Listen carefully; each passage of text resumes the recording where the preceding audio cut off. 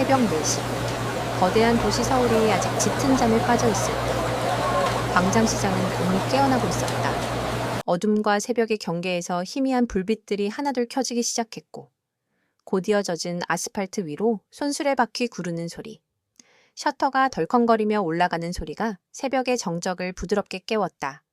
고소한 기름 냄새와 신선한 채소의 풋내, 그리고 짭조름한 젓갈 냄새가 뒤섞여 시장에 하루가 시작되고 있음을 알렸다.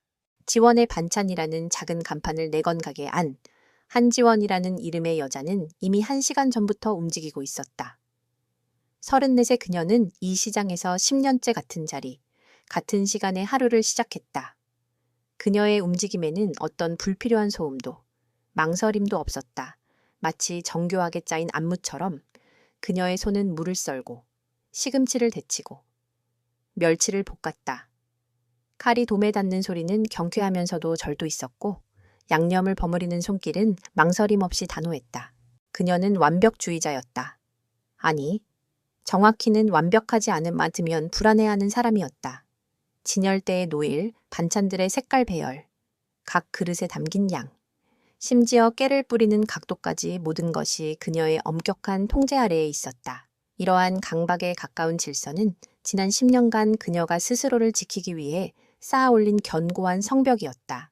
그녀의 왼쪽 손목, 얇은 피부 아래에는 희미한 흉터 자국이 있었다.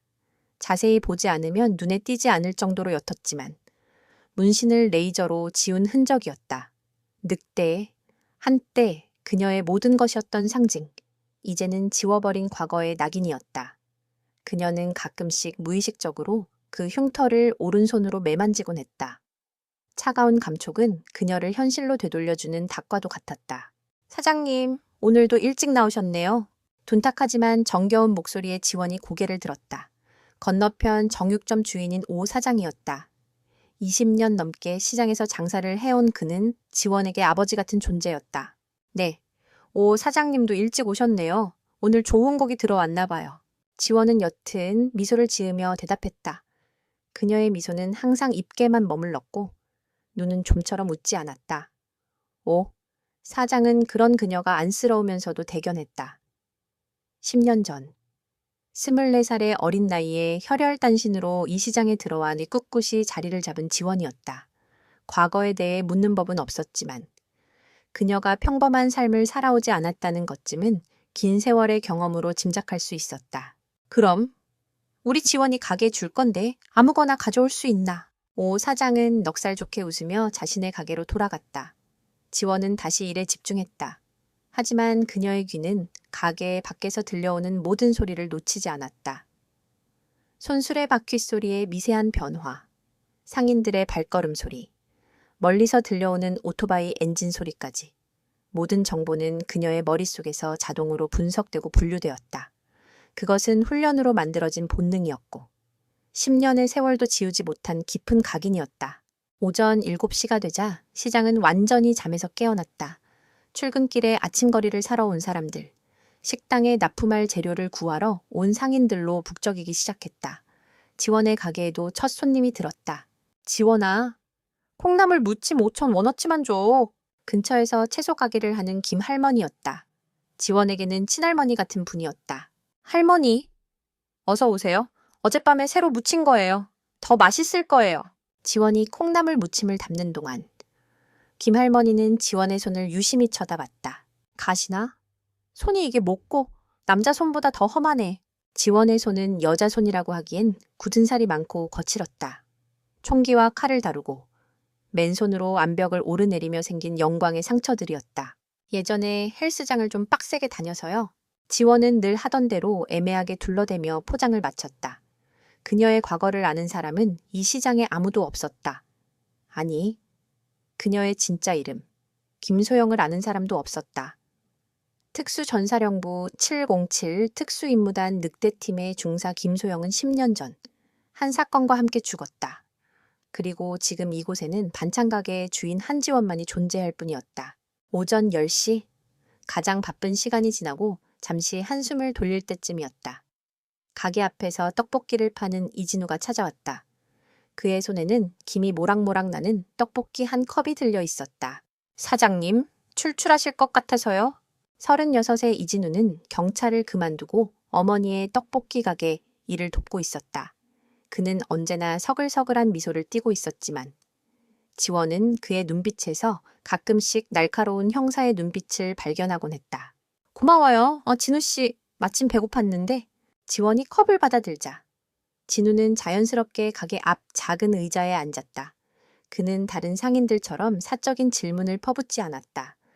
그저 묵묵히 지원이 떡볶이를 먹는 모습을 지켜보거나 날씨 같은 시시콜콜한 이야기를 건넬 뿐이었다. 하지만 지원은 그의 시선이 자신을 관찰하고 있다는 것을 느낄 수 있었다. 진우의 눈에 비친 지원은 흥미로운 사람이었다. 늘 차분하고 조용했지만 위기 상황에서는 보통 사람과는 다른 반응을 보였다. 한 번은 옆 가게에 카스불이 붙었을 때 모두가 비명을 지르며 우왕좌왕하는 사이 그녀는 소화기를 들고 나타나 가장 빠르고 정확한 동작으로 불을 껐다. 그리고는 아무 일도 없었다는 듯이 앞치마에 먼지를 털었다. 그녀의 걸음걸이, 물건을 잡는 손의 각도, 주변을 경계하는 시선 처리 방식, 전직 형사의 직감은 그녀가 혹독한 훈련을 받은 사람이라는 것을 말해주고 있었다. 지원 씨는 혹시 운동 같은 거 하셨어요? 걸음걸이가 항상 곱고 자세가 흐트러짐이 없어서요? 진우가 무심한 척 물었다.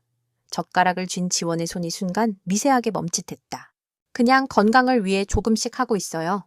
아, 그러시군요. 저도 경찰이었을 때 하도 굴러서 그런지 사람 보는 버릇이 남아서요. 진우는 은근슬쩍 자신의 과거를 흘리며 그녀의 반응을 살폈다. 지원의 눈빛이 순간 날카로워졌다가 이내 평소의 차분함으로 돌아왔다. 그녀는 더 이상 대답하지 않고 떡볶이를 먹는 데에만 집중했다. 둘 사이에 어색한 침묵이 흘렀다.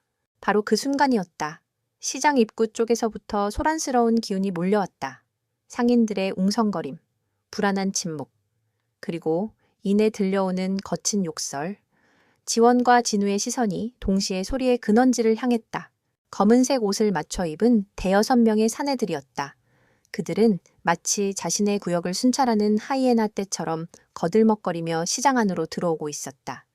그들의 팔뚝에는 조악한 용 문신이 꿈틀거렸고 껄렁한 걸음걸이와 상인들을 훑어보는 불쾌한 시선은 주변 공기를 무겁게 짓눌렀다. 선두에 선 남자는 유난히 덩치가 크고 인상이 험악했다. 굵은 금목걸이를 한 그의 이름은 마동철. 이 일대를 장악한 종로파의 행동대장이었다. 어이, 박 사장 이번 달 거 아직 안 들어왔다며? 마동철이 과일가게 앞에 멈춰서서 주인에게 시비를 걸었다. 과일가게 주인은 안절부절 못하며 고개를 숙였다. 아이고, 마 팀장님, 요즘 경기가 너무 안 좋아서 며칠만 더 시간을 주시면 안 될까요? 시간야, 우리가 자선사업가냐 우리가 너네 지켜주는 값인데 그걸 깎으려고 들어. 마동철은 진열된 사과 하나를 집어들더니 한 입 빼어 물고는 바닥에 아무렇게나 뱉어냈다. 주변 상인들은 모두 못 본 척 고개를 돌리거나 자신의 가게 안으로 몸을 숨겼다. 누구 하나 나서는 사람이 없었다. 그것이 이 시장의 불문율이었다. 지원은 그 광경을 묵묵히 지켜보고 있었다. 그녀의 표정에는 아무런 변화가 없었지만 등, 근육은 미세하게 긴장하고 있었다. 그녀의 머릿속은 빠르게 상황을 분석했다. 6명, 선두의 남자가 리더, 겉으로 드러난 무기는 없음. 하지만 허리춤에 둔기를 숨기고 있을 가능성 높음. 상인들은 공포에 질려 저항 의지 없음. 경찰에 신고해도 출동하는 동안 상황은 종료될 것. 지원 씨 괜찮아요? 진우가 낮은 목소리로 물었다. 그의 눈빛은 다시 날카로운 형사의 그것으로 돌아와 있었다. 지원은 대답 대신 떡볶이 컵을 내려놓았다. 그녀의 시선은 마동철 일당에게 고정되어 있었다. 그들이 다음 목표물로 향하는 것을 보면서 그녀는 오른손으로 무의식 중에 왼쪽 손목의 흉터를 감쌌다. 관여하지 말자. 나는 한지원이다. 김소영은 죽었다. 그녀는 스스로에게 몇 번이고 되뇌었다. 조용한 삶, 평범한 일상. 그것이 그녀가 10년간 필사적으로 지켜온 것이었다. 마동철 일당은 몇몇 가게를 더 돌며 행패를 부리고 나서야 만족한 듯 시장을 빠져나갔다. 그들이 사라지자 무겁게 가라앉았던 시장의 공기는 언제 그랬냐는 듯 다시 활기를 되찾았다. 하지만 상인들의 얼굴에 남은 불안과 체념의 그림자는 쉽게 지워지지 않았다. 저런 쓰레기들, 경찰은 대체 뭘 하는 건지. 진우가 분한 듯이 중얼거렸다. 경찰을 그만둔 이유 중 하나도 이런 무력감 때문이었다. 경찰이 와도 바뀌는 건 없을 거예요. 지원이 차갑게 말했다. 네, 저들은 법을 이용할 줄 알아요. 폭행이 아닌 협박, 증거가 남지 않는 괴롭힘. 설사 잡혀 들어가도 며칠 뒤면 다시 나올 거고요. 근본적인 해결책이 아니에요. 진우는 놀란 눈으로 지원을 바라봤다. 그녀의 분석은 너무나 정확하고 냉정했다. 마치 이런 상황을 수없이 겪어본 사람처럼. 그럼 그냥 이렇게 당하고만 살아야 한다는 건가요? 지원은 대답하지 않았다. 그녀는 일어나 빈 떡볶이 컵을 진우에게 건넸다. 잘 먹었어요, 진우 씨. 그녀의 목소리에는 다시 보이지 않는 벽이 세워져 있었다. 그녀는 가게 안으로 들어가 다시 반찬을 정리하기 시작했다. 마치 방금 전의 소라는 다른 세상의 일이라는 듯이. 하지만 그녀의 마음속에서는 이미 작은 파문이 일고 있었다. 10년간 굳게 닫아두었던 문틈으로 과거의 바람이 조금씩 새어 들어오고 있었다. 그녀가 애써 외면하고 묻어두려 했던 김소영이라는 이름의 유령이 아주 천천히 다시 눈을 뜨고 있었다. 그날 오후 광장시장의 공기는 평소와 달랐다. 마동철 일당이 휩쓸고 간 자리는 눈에 보이는 상처보다 더 깊은 내상을 남겼다. 상인들은 겉으로는 분주하게 손님을 맞고 물건을 팔았지만 그들의 대화 속에는 불안한 한숨이 섞여 나왔고 눈빛은 수시로 시장 입구를 향했다. 언제 다시 그들이 들이닥칠지 모른다는 공포가 보이지 않는 거미줄처럼 시장 전체를 덮고 있었다. 한지원은 묵묵히 자신의 일을 계속했다. 오후 내내 그녀는 단 한마디도 하지 않았다. 가게를 찾아온 손님들에게는 기계적인 미소와 정해진 응대를 반복할 뿐이었다. 그녀의 내면에서는 거대한 폭풍이 휘몰아치고 있었지만 겉으로는 잔잔한 호소와도 같았다. 이진우는 몇 번이나 그녀의 가게 주변을 서성였지만 차마 말을 걸지 못했다. 지원이 세운 벽은 그 어느 때보다도 높고 단단해 보였다. 그녀는 분노하고 있었다. 하지만 그 분노는 마동철 일당을 향한 것이 아니었다. 그것은 자기 자신을 향한 분노였다. 10년간 애써 지켜온 평화가 얼마나 허약하고 위태로운 것인지. 작은 조폭 무리 앞에서도 속수무책으로 흔들리는 자신의 나약함에 대한 혐오였다. 그녀는 김소영의 모든 것을 지우고 평범한 한지원으로 살아가려 했다. 그러나 과거의 그림자는 그녀가 도망치려 할수록 더욱 끈질기게 발목을 붙잡았다. 이 또한 지나가리라. 그녀는 주문처럼 되뇌었다. 오늘 같은 날은 처음이 아니었다. 지난 10년간 크고 작은 위협들은 늘 있어 왔다. 그때마다 그녀는 숨고 피하고 무시했다. 그것이 그녀가 터득한 생존 방식이었다. 이번에도 그렇게 하면 될 것이라고. 시간이 지나면 모든 것이 다시 원래의 자리로 돌아갈 것이라고 스스로를 다독였다. 다음 날 아침, 지원은 평소보다 조금 더 일찍 가게 문을 열었다. 밤새 뒤척인 탓에 몸은 무거웠지만 일부러 더 분주하게 움직였다. 복잡한 생각을 떨쳐내기에는 노동만큼 효과적인 것이 없었다. 그녀는 시장이 잠에서 깨어나는 소리에 집중하며 어제의 일을 잊으려 애썼다. 오전 10시가 조금 넘었을까? 지원이 막 담근 오이소박이를 진열대에 정리하고 있을 때였다. 시장 저편에서 익숙한 소란이 다시 시작되었다.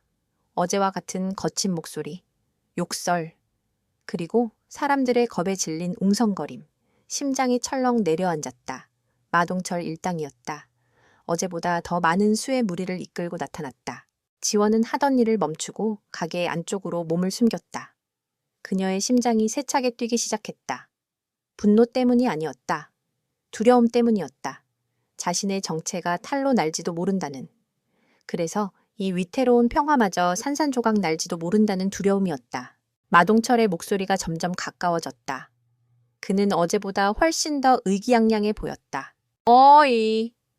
김할멈, 어제 장사는 좀 괜찮았어. 우리가 이렇게 지켜주는데 돈 버는 게 시원찮으면 쓰나? 지원의 눈이 커졌다. 마동철이 멈춰 선 곳은 다름 아닌 김할머니의 채소가게 앞이었다. 할머니는 잔뜩 겁에 질린 얼굴로 서 있었다. 마 팀장님, 어제는 정말 감사했습니다. 감사야. 입으로만 고맙다고 하면 다야 우리가 땅 파서 장사하는 줄 알아. 마동철은 할머니의 좌판을 발로 툭 찼다. 잘 정돈되어 있던 채소들이 흙바닥 위로 우수수 쏟아졌다. 할머니의 얼굴이 새하얗게 질렸다. 아이고, 아이고. 할머니는 차마 마동철에게 항의하지도 못하고 쏟아진 채소들을 주워 담으려 허리를 숙였다. 그 순간 마동철의 부하 하나가 할머니의 등 뒤에 있던 물통을 발로 찼다. 흙탕물이 할머니의 등 위로 쏟아졌다. 끙! 할머니의 입에서 작은 신음이 터져 나왔다. 주변 상인들은 모두 외면했다. 어제보다 더 심한 행패였지만 누구 하나 나서는 사람은 없었다. 이진우가 주먹을 꽉 쥔 채 뛰쳐나가려 했지만 그의 어머니가 아들의 팔을 붙잡고 눈물로 호소했다. 지원은 가게 안에서 그 모든 광경을 지켜보고 있었다. 그녀의 눈은 마동철에게 고정되어 있었지만 초점은 흐릿했다. 그녀의 머릿속에서는 수많은 영상들이 스쳐 지나갔다. 전쟁터의 포화, 동료의 비명, 핏빛으로 물든 군복, 그리고 10년 전 모든 것을 버리고 도망쳐야만 했던 그날의 기억. 숨어. 너는 한지원이야. 아무것도 보지 말고 아무것도 듣지 마. 그녀의 이성이 필사적으로 외쳤다. 하지만 흙탕물 범벅이 된 채 떨고 있는 할머니의 작은 등이 그녀의 심장을 예리하게 찔렀다. 10년 전, 이 시장에 처음 왔을 때 배고픔과 절망에 지쳐 길바닥에 주저앉아 있던 그녀에게 따뜻한 국밥 한 그릇을 내밀었던 사람이 바로 김할머니였다. 아무것도 묻지 않고. 그저 살다 보면 다 그런 날도 있는 기라 하며 등을 두드려 주었던 따뜻한 손길이었다. 그녀에게 할머니는 단순한 이웃이 아니었다. 이 차가운 세상에서 처음으로 느낀 온기이자 가족이었다. 할멈! 아직 정신 못 차렸어. 돈 되는 거 다 내놔봐. 마동철이 할머니가 허리춤에 차고 있던 작은 전대를 잡아채려 했다. 바로 그때였다. 그만하시죠. 얼음장처럼 차갑고 낮은 목소리가 시장의 소음을 갈랐다. 모든 사람들의 시선이 목소리가 들려온 곳으로 향했다. 한지원이었다. 그녀는 언제 가게에서 나왔는지. 마동철의 등 뒤에 조용히 서 있었다. 그녀의 얼굴에는 어떤 감정도 실려 있지 않았다. 분노도, 두려움도 아닌 텅 빈 무표정이었다. 하지만 그 무표정이 오히려 주변을 압도하는 기묘한 위압감을 만들어냈다. 마동철이 천천히 뒤를 돌아보았다. 그는 지원을 위아래로 훑어보더니 어이가 없다는 듯이 코웃음을 쳤다. 뭐야, 이 아가씨는 반찬가게 주인 아니셔. 여기가 어디라고 끼어들어. 그분은 연세가 많으십니다. 용건이 있다면 저한테 말씀하세요. 지원의 목소리는 조금의 떨림도 없었다. 마치 미리 준비된 대사를 읊는 것처럼 평온했다. 마동철의 얼굴에 장난기 어린 미소가 번졌다. 그는 지원에게 한 걸음 다가섰다. 술과 담배에 절은 역한 냄새가 풍겨왔다. 오호, 용감한 아가씨네. 내가 왜 당신한테 말해야 하지. 당신이 뭐라도 돼. 아가씨, 예쁘장하게 생겼는데 성깔은 있네. 이런 시장 바닥에서 반찬이나 팔기엔 아깝지 않아. 마동철의 불결한 시선이 지원의 몸을 노골적으로 훑었다. 주변에서 지켜보던 사람들의 얼굴이 굳어졌다. 지원은 아무런 반응도 보이지 않았다. 그녀의 눈은 그저 마동철의 눈을 응시하고 있을 뿐이었다. 그 깊이를 알 수 없는 검은 눈동자와 마주친 마동철은 순간 자신도 모르게 움찔했다.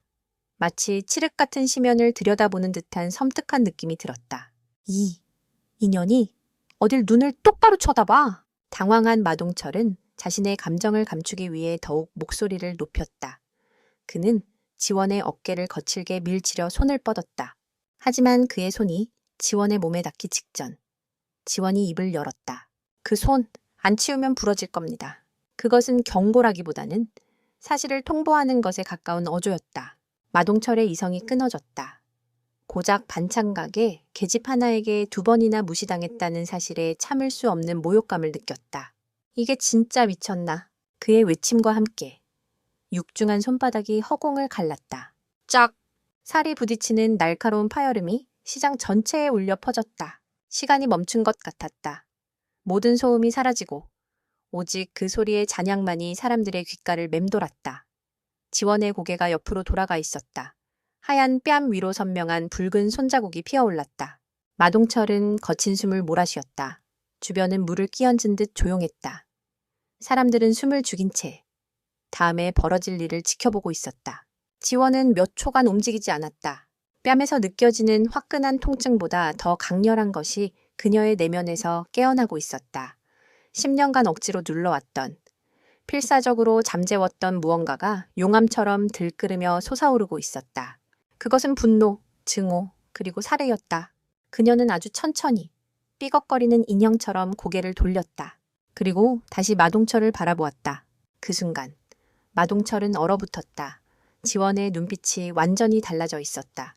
이전의 공허하고 차가운 눈빛이 아니었다. 그 안에는 먹잇감을 눈앞에 둔 굶주린 늑대의 광기가 번뜩이고 있었다. 평온했던 그녀의 얼굴 근육이 미세하게 뒤틀리며 만들어낸 표정은 인간의 것이라고는 믿기 힘든 섬뜩함을 자아냈다. 마동철은 자신도 모르게 뒷걸음질 쳤다. 생존 본능이 그의 온몸에 경고 신호를 보내고 있었다. 위험하다. 도망쳐야 한다. 지원의 입술이 천천히 열렸다. 이름이 뭐라고 했지? 그녀의 목소리는 속삭임처럼 작았지만 그 어떤 고함보다도 더 위협적으로 마동철의 고막을 파고들었다. 뭐야? 이 이름은 왜? 마동티철은 말을 더듬었다. 박철민, 동대문파 조폭, 반찬가게 사장 김미영, 34살, 10년째 조용히 살아온 평범한 여자였습니다. 철서. 그런데 뺨을 맞는 순간 무언가 깨어났어요. 10년간 잠들어 있던 무언가가 말이에요. 내 이름 똑똑히 기억해두지. 지원이 나의 지막이 읊조렸다. 그녀는 마동철의 얼굴을 찬찬히 뜯어보기 시작했다. 키, 체중, 눈동자 색깔, 얼굴의 흉터 위치. 모든 정보가 그녀의 머릿속에 사진처럼 각인되었다. 마치 표적을 분석하는 것처럼. 자, 이제 기회는 없어. 무슨 24시간 주지. 내 놈들과 내 놈들 무리가 이 시장에서 사라질 시간이다. 지원의 말에 마동철의 부하들이 어이가 없다는 듯 웃음을 터뜨렸다. 하지만 정작 마동철은 웃을 수 없었다. 지원의 눈은 진심이었다. 이것은 경고가 아니다. 선고다. 그 말을 끝으로 지원은 마동철에게서 시선을 거두었다. 그녀는 바닥에 주저앉아 있는 김 할머니에게 다가가 조용히 그녀를 부축해 일으켰다. 그리고는 아무 일도 없었다는 듯이 자신의 가게를 향해 걸어갔다. 그녀가 남긴 정적 속에서 마동철은 한동안 멍하니 서 있었다. 뺨을 맞은 것은 저 여자인데 왜 자신이 얻어맞은 것 같은 기분이 드는지 알 수 없었다.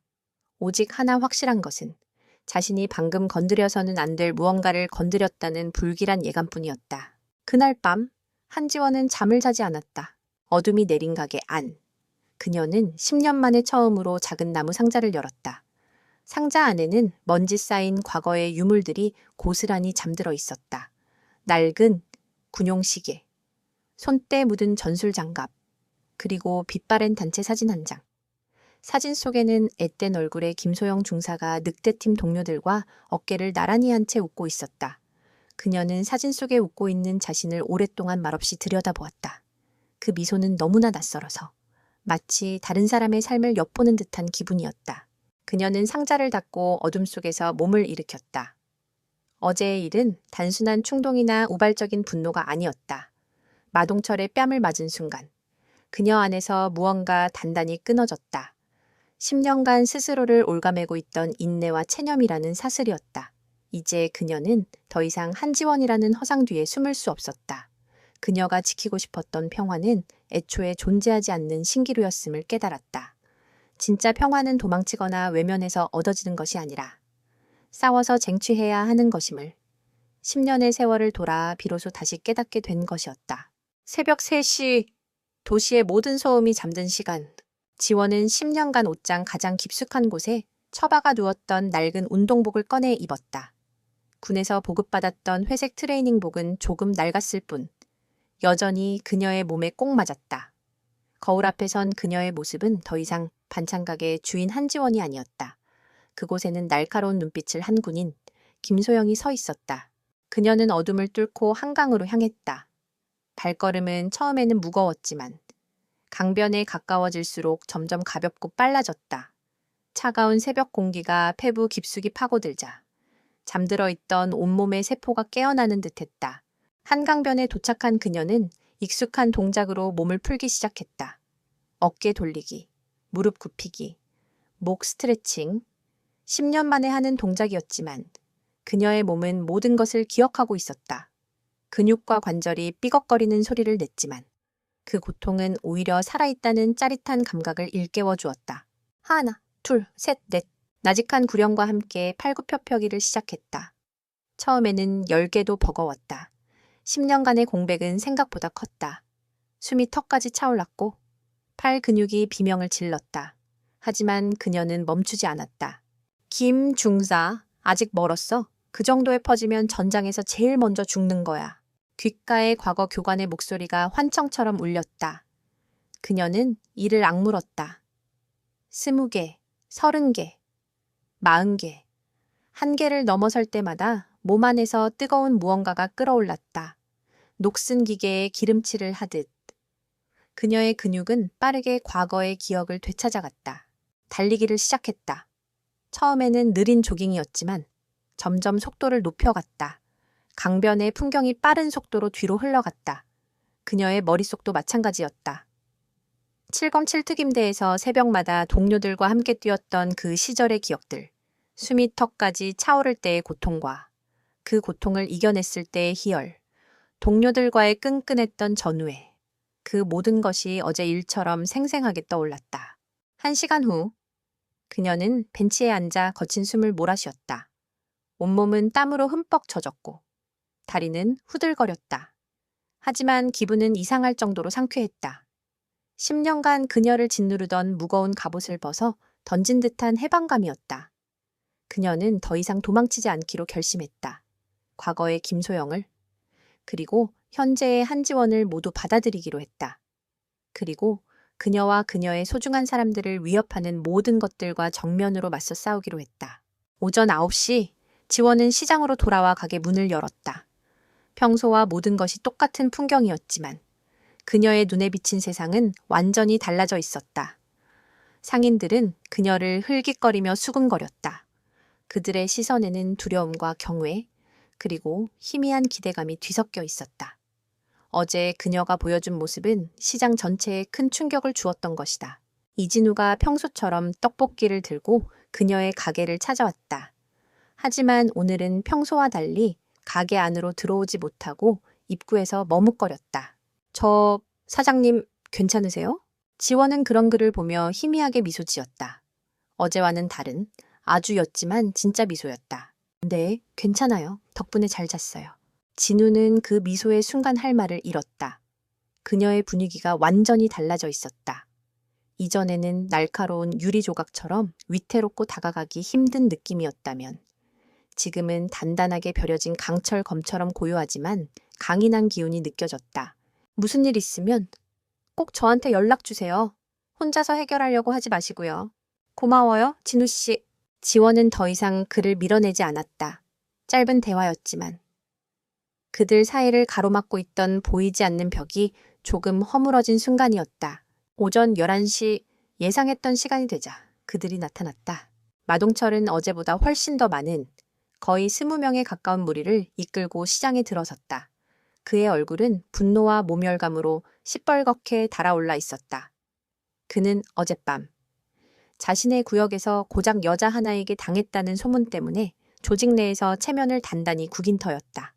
오늘은 무슨 수를 써서라도 그 치욕을 되갚아 주어야만 했다. 그들은 다른 가게에는 눈길도 주지 않고 곧장 지원의 반찬 가게로 향했다. 시장의 모든 상인들은 숨을 죽였다. 폭풍전의 고요함이 시장을 감쌌다. 마동철은 가게 앞에 멈춰서서 안에서 묵묵히 자신의 일을 하고 있는 지원을 노려보았다. 야, 어제 그 미친년 일이 안 나와. 지원은 하던 일을 멈추고 천천히 몸을 돌렸다. 그리고는 앞치마를 벗어 의자에 단정하게 걸어놓았다. 그녀의 움직임은 침착하고 우아하기까지 했다. 그녀는 가게 밖으로 걸어나와 마동철과 그의 무리들 앞에 섰다. 아직 14시간 남았는데 약속을 안 지키시는군요. 지원의 차분한 목소리에 마동철의 얼굴이 더욱 일그러졌다. 인연이? 아직도 정신을 못 차렸네. 야, 어제 내가 한 말 못 들었어. 여기가 우리 동대문파 구역이라고. 그래서요? 뭐 그래서 오늘 여기서 내년을 아주 개박살 내서 다시는 기어오르지 못하게 만들어주마. 남자들 전연 팔다리 하나씩 맡아. 마동철의 명령에 가장 앞쪽에 서 있던 190cm는 좋게 넘어 보이는 거구의 남자가 음흉한 미소를 지으며 지원에게 다가왔다. 그는 자신의 우람한 팔뚝을 과시하며 주먹을 우두둑 꺾어 보였다. 아가씨, 뼈 좀 추려야겠는데. 남자가 지원의 어깨를 잡기 위해 손을 뻗는 순간이었다. 세상은 슬로우 모션처럼 느려졌다. 지원의 몸이 번개처럼 움직였다. 그녀는 남자가 손을 뻗는 각도, 무게중심의 이동, 시선의 방향을 완벽하게 읽고 있었다. 그녀는 반보, 옆으로 비켜서며 남자의 손목을 가볍게 낚아챘다. 그리고는 그의 힘을 역이용해 그대로 팔을 비틀어 버렸다. 떠뚜둑! 기분 나쁜 소리와 함께 거구의 남자가 비명을 질렀다. 와!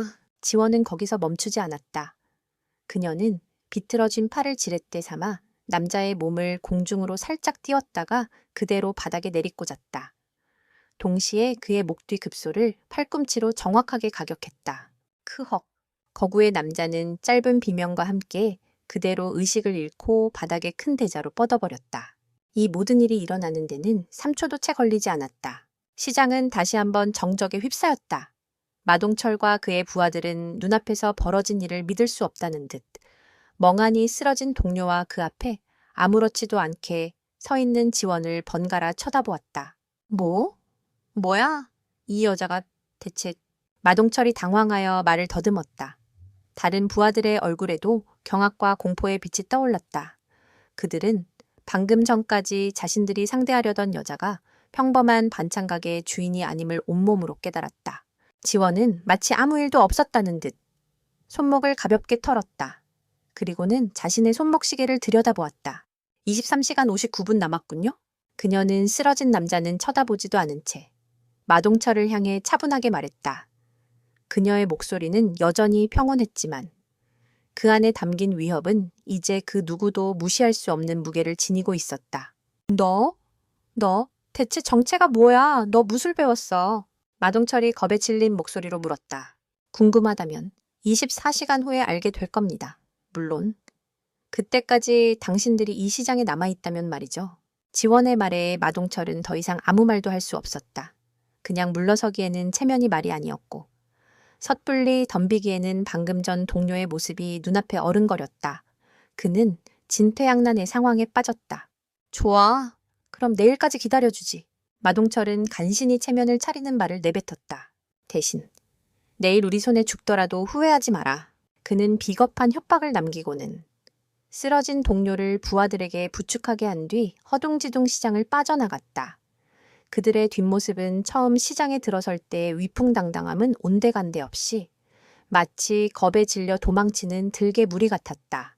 마동철 일당이 사라진 후 숨을 죽이고 있던 시장 상인들 사이에서 나지막한 환호성이 터져나왔다. 오 사장과 이진우가 가장 먼저 지원에게 달려왔다. 지원아, 괜찮아? 다친 데는 없고? 사장님, 아까 그 동작은 대체 뭐였어요? 그렇게 큰 남자를 순식간에. 지원은 몰려드는 사람들을 향해 다시 한번 희미하게 미소 지었다. 그냥 호신술 조금 배운 거예요. 걱정 마세요. 그녀는 애매하게 대답했지만 이제 그 말을 곧이곧대로 믿는 사람은 아무도 없었다. 그녀는 더 이상 그저 착하고 조용한 반찬가게 주인이 아니었다. 그녀는 시장 사람들의 눈에 억압받던 자신들을 구해줄 새로운 희망이자 동시에 정체를 알 수 없는 미지의 존재로 각인되기 시작했다. 한지원의 압도적인 방역은 광장시장에 예상치 못한 후폭풍을 몰고 왔다. 마동철 일당이 쫓겨난 후 시장은 잠시나마 평화를 되찾는 듯 보였다. 상인들은 더 이상 껄렁한 어깨들을 보며 가슴 졸이지 않아도 되었다. 그들은 지원의 가게 앞을 지날 때마다 슬쩍 엄지를 들어 보이거나 고맙다는 의미로 과일 한두 개 혹은 따뜻한 음료수 한 병을 건네곤 했다. 그녀는 시장의 영웅, 침묵의 수호자가 된 것 같았다. 하지만 지원은 그 평화가 신기루에 불과하다는 것을 알고 있었다. 늑대는 상처를 입으면 무리에게 돌아가 더 큰 이빨을 드러내는 법이다. 그녀는 다가올 더 큰 싸움을 예감하며 단 한순간도 경계를 늦추지 않았다. 그녀의 눈과 귀는 항상 열려 있었고 온몸의 감각은 날카롭게 벼려진 칼날처럼 예민해져 있었다. 이진우는 그런 그녀의 변화를 가장 먼저 그리고 가장 깊이 체감하고 있었다.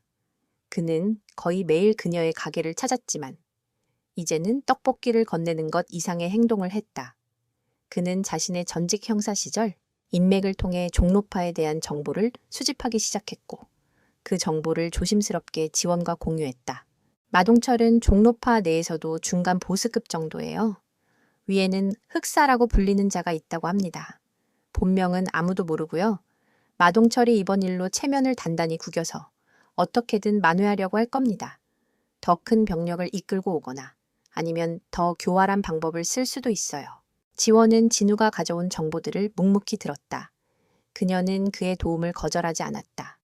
혼자서는 이길 수 없는 싸움이 될 수도 있다는 것을. 그리고 그의 눈빛에서 경찰 시절의 정의감이 여전히 불타고 있다는 것을 알았기 때문이었다.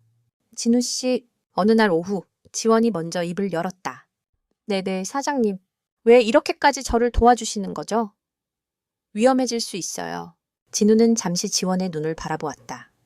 그의 눈빛은 진지했다. 어머니의 가게를 지키고 싶으니까요.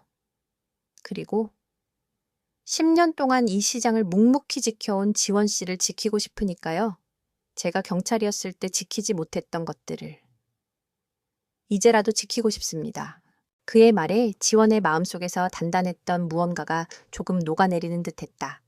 10년 만에 처음으로 누군가에게 등을 맡겨도 될지 모른다는 생각이 들었다. 한편 종로파의 아지트는 그야말로 살얼음판이었다. 마동철은 자신의 구역인 유흥업소 지하 사무실에서 재떨이를 벽에 집어던지며 분노를 터뜨리고 있었다. 시발 그 계집년 하나 때문에 이게 무슨 개망신이야. 그의 앞에는 부하들이 고개를 숙인 채 벌벌 떨고 있었다. 그 중에는 어제 지원에게 단 3초 만에 나가 떨어졌던 거구의 남자도 팔에 깁스를 한 채 서 있었다. 팀장님, 그 여자는 보통이 아닙니다. 마동철의 옆에 서 있던 부하 하나가 조심스럽게 입을 열었다. 그는 마동철의 오른팔이자 무리 중에서 가장 경험이 많고 눈썰미가 좋은 박기태였다. 뭐가 보통이 아니야. 그냥 운동 좀 배운 미친년일 뿐이잖아. 아닙니다. 제가 어제 똑똑히 봤습니다. 그 여자의 움직임은 그냥 무술이 아니었습니다. 상대의 힘을 역이용하고 최소한의 동작으로 급소를 가격해서 순식간에 무력화시키는 이건 군대식 실전 격투술입니다. 그것도 아주 혹독하게 훈련받은 자의 움직임이었습니다. 박기태의 말에 사무실 안의 공기가 차갑게 가라앉았다. 마동철의 얼굴에서 분노가 서서히 사라지고 그 자리에 의심과 불안이 들어찼다. 군대 여자가 무슨 군대야?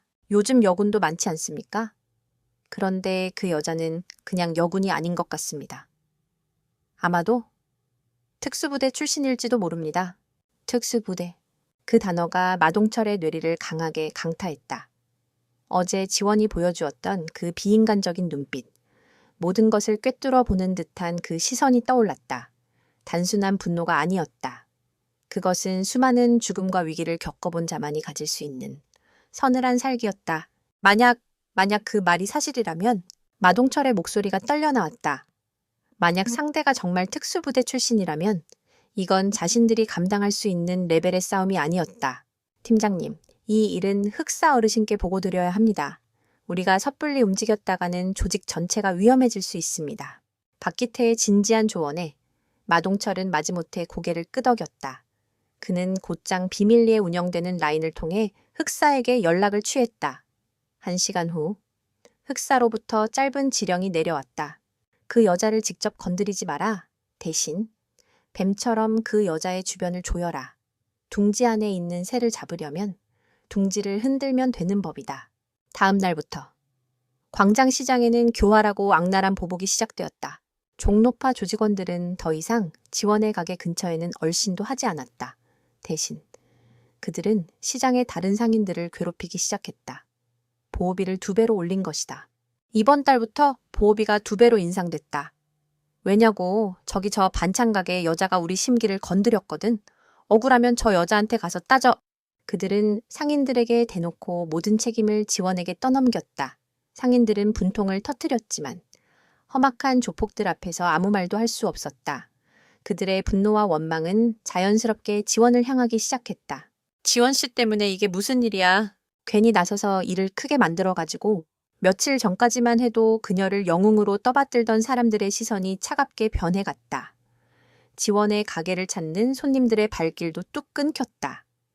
그녀는 순식간에 시장의 공공의 적이 되어버렸다. 그것이 끝이 아니었다.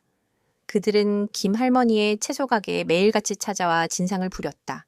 물건을 사는 척 들어와 채소를 마구 짓밟고 손님들에게 시비를 걸어 장사를 방해했다. 오, 사장의 정육점에는 쥐 죽은 시체를 던져놓기도 했다. 비열하고 치졸한 괴롭힘이 계속되었다. 지원은 그 모든 것을 묵묵히 지켜보았다. 그녀의 마음은 갈기갈기 찢어지는 것 같았다. 자신 때문에 무고한 사람들이 고통받는 것을 보는 것은 차라리 자신이 직접 당하는 것보다 몇 배는 더 괴로웠다. 그녀는 자신이 판도라의 상자를 열었음을 깨달았다. 그녀의 개인적인 싸움은 이제 시장 전체의 위기가 되어버렸다. 김 할머니가 켜추이 한 얼굴로 지원을 찾아왔다. 지원아, 나 아무래도 장사 그만해야 할 것 같다. 무서워서 더는 못하겠어. 할머니의 눈가에 맺힌 눈물을 보는 순간 지원은 결심했다. 더 이상 물러설 곳이 없었다. 그리고 더 이상 혼자서 싸울 수도 없었다. 이 거대한 악의 그림자에 맞서기 위해서는 그녀의 과거, 그녀의 진짜 동료들이 필요했다. 그날 밤 지원은 자신의 작은 다락방으로 올라갔다. 그녀는 다시 낡은 나무 상자를 열었다. 하지만 이번에 꺼내든 것은 사진이나 장갑이 아니었다. 가장 밑바닥에 깔려있던 낡고 해진 수첩이었다. 수첩을 넘기자 빛바랜 잉크로 적힌 이름과 연락처들이 나타났다. 강민준, 서진혁, 최우진, 10년 전 생사를 함께했던 늑대팀 동료들의 이름이었다. 그녀의 손가락이 강민준 중사라는 이름 위에서 멈췄다. 늑대팀의 리더이자 그녀가 가장 의지했던 형 같은 존재였다. 그녀는 10년 만에 처음으로 낡은 폴더폰을 꺼내 유심칩을 끼웠다. 그리고 떨리는 손으로 수첩에 적힌 번호를 눌렀다. 수화기 너머로 길고 긴 신호음이 이어졌다. 그녀는 숨을 죽였다. 이 전화를 받는 순간 그녀의 10년간의 평화는 완전히 끝장나고 다시 한번 핏빛으로 얼룩진 과거 속으로 걸어 들어가야만 한다는 것을 알고 있었다. 여보세요?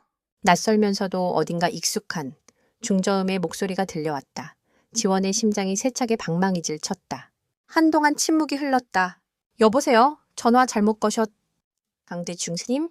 간신히, 아주 간신히 목소리를 쥐어짰다. 수화기 너머의 남자가 숨을 멈추는 것이 느껴졌다. 정적이 흘렀다.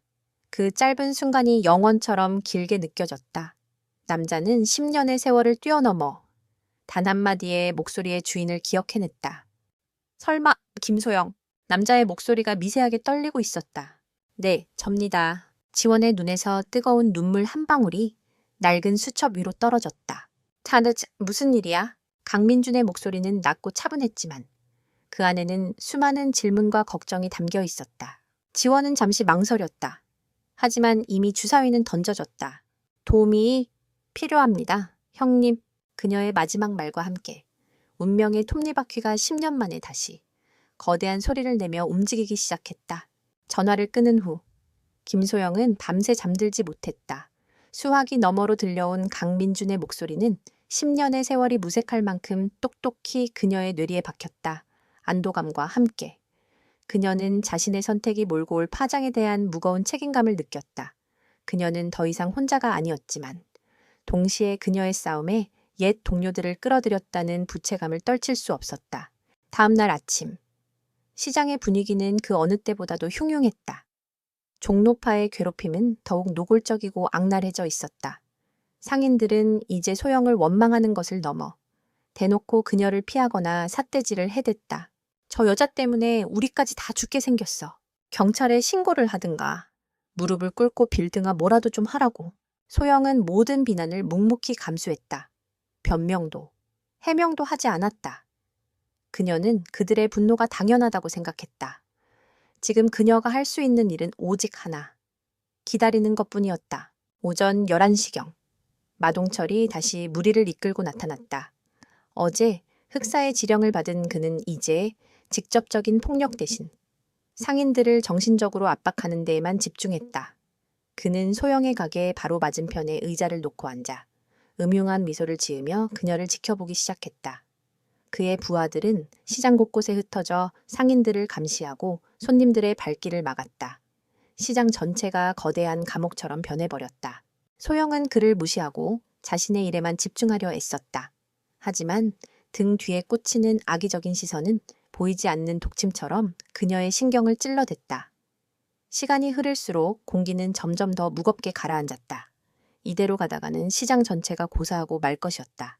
바로 그 순간이었다. 시장 입구 쪽에서부터 미세한 기류의 변화가 감지되었다. 웅성거리던 시장의 소음이 파도가 밀려오듯 서서히 잦아들었다.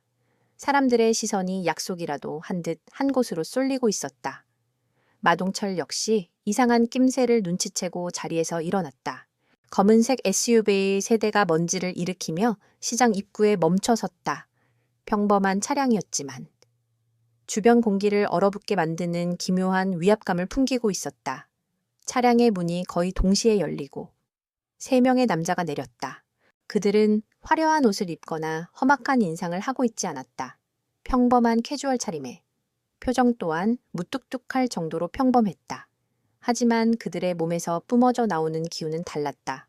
잘 벼려진 칼처럼 날카롭고 단단한 강철처럼 묵직했다. 걸음거리는 소리 없이 부드러웠지만 한 걸음 한 걸음에 실린 무게는 주변의 모든 시선을 압도했다. 가장 선두에 선 남자는 40대 초반으로 보이는 차분한 인상의 강민준이었다. 그의 눈은 시장 전체를 빠르게 훑으며 모든 정보를 흡수하고 있었다. 그 뒤를 따르는 남자는 날카로운 턱선과 반항적인 눈빛을 한 서진혁이었고 마지막 남자는 안경을 쓴 채 주변 지형을 분석하는 듯한 냉철한 표정의 최우진이었다. 소영은 그들을 보는 순간 숨을 멈췄다. 10년, 짧지 않은 세월이었다. 그들의 얼굴에는 세월의 흔적이 희미하게 새겨져 있었지만 눈빛만은 변하지 않았다. 생사를 함께 넘나들었던 전장에서 서로의 등을 맡겼던 늑대팀의 그 눈빛 그대로였다. 강민준의 시선이 시장을 한 바퀴 돌아 마침내 소영에게 닿았다. 그는 아무 말도 하지 않았다. 그저 희미하게 고개를 끄덕였을 뿐이다. 그것으로 충분했다. 그 눈빛 하나에 10년간의 그리움과 미안함, 그리고 변치 않는 신뢰가 모두 담겨 있었다. 소영의 눈시울이 뜨거워졌다. 10년간 단단하게 쌓아 올렸던 감정의 벽이 속절없이 무너져 내리는 순간이었다. 뭐야, 저 새끼들은. 마동철이 불안한 목소리로 중얼거렸다. 그는 본능적으로 위협을 감지했다. 저들은 자신이 지금까지 상대해왔던 어설픈 건달들과는 차원이 다른 존재들이었다. 강민준 일행은 주변의 시선은 아랑곳하지 않고 곧장 소영의 가게를 향해 걸어왔다. 그들의 발걸음에 맞춰 마동 뒤철의 부하들이 길을 막아서려 했지만 서진혁의 살기 어린 눈빛 한 번에 저도 모르게 주춤거리며 길을 터주었다.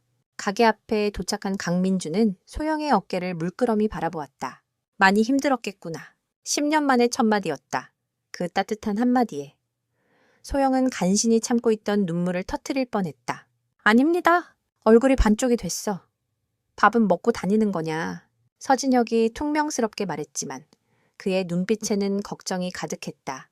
최우진은 말없이 소영의 가게와 주변 지형을 빠르게 스캔하며 위험 요소를 파악하고 있었다. 일단 안으로 들어가서 이야기하시죠. 소영이 그들을 가게 안으로 안내하려던 그때였다. 야, 너희들 뭐야, 여기가 어디라고 함부로 들어와. 상황 파악이 늦은 마동철이 뒤늦게 소리치며 그들 앞을 막아섰다. 그는 자신의 구역에서 낯선 자들이 활보하는 것을 더 이상 지켜보고만 있을 수 없었다. 강민주는 마동철을 쳐다보지도 않았다. 그는 오직 소영만을 바라보며 말했다. 저 쓰레기냐? 네. 소영이 짧게 대답했다. 강민준이 서진혁에게 턱짓을 했다. 1분! 시끄럽지 않게 처리해! 1분이나 필요합니까? 30초면 충분합니다. 서진혁이 목을 우두둑 꺾으며 마동철에게 다가갔다. 마동철과 그의 부하 20명이 서진혁 단 한 사람을 둘러쌌다. 수적으로는 압도적인 우위였다. 이 새끼가 혼자서 미쳤나? 아주 뼈를 갈아 마셔주마. 마동철의 부하 하나가 고함을 지르며 서진혁에게 달려들었다. 그 후의 상황은 싸움이라고 부를 수 없는 일방적인 진압이었다. 서진혁은 마치 폭풍의 눈처럼 고요하게 그 중심에 서 있었다. 그는 달려드는 주먹을 피하지 않았다. 오히려 그 안으로 파고들었다. 상대의 팔을 잡아 관절을 꺾고 무릎으로 복부를 가격했다. 비명소리와 함께 한 명이 쓰러졌다.